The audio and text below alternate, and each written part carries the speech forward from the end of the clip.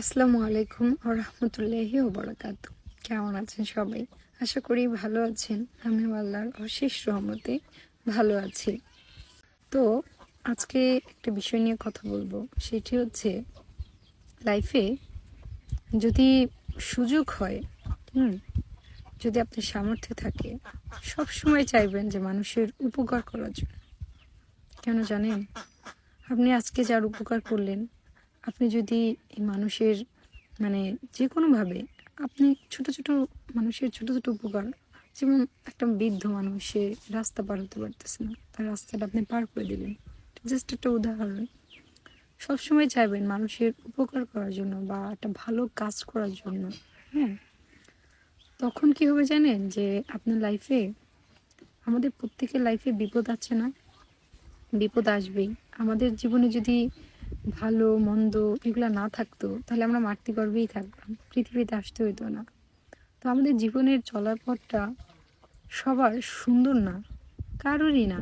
মানে আপনার এই যে এখন ভালো সময় যাচ্ছে, একটা সময় যে খারাপ হবে, আবার খারাপ সময় যাচ্ছে, আবার ভালো হবে, এইরকমই প্রত্যেকের লাইফে। তো আপনি যদি চান যে আপনি বিপদটা, অনেকে বিপদে পড়ে, বিপদে পড়লে তার জীবন জিন্দেগি শেষ হয়ে যায়, তাও তার বিপদ কাটে না। আবার অনেকে দেখবেন বড় বড় বিপদে পড়ে, কিন্তু তার বিপদটাও সুন্দরভাবে সে কাটিয়ে উঠে আবার লাইফে ভালো কিছু করতে পারে। তো এই জন্য আপনি যদি সুযোগ পান একটু ভালো কাজ করবেন বা উপকার করবেন, তাহলে হবে কি, আপনার বিপদটা যখন আসবে না, আপনি সুন্দরভাবে সেটা কাটিয়ে উঠতে পারবেন। আমার জীবন নিয়ে আমি একটু অনুতপ্ত। তার কারণ হচ্ছে, আমি মানুষের ক্ষতি করি না। মানে আছে না, জেনে শুনে একটা মানুষের ক্ষতি করা, সেই জিনিসটা আমি করি না।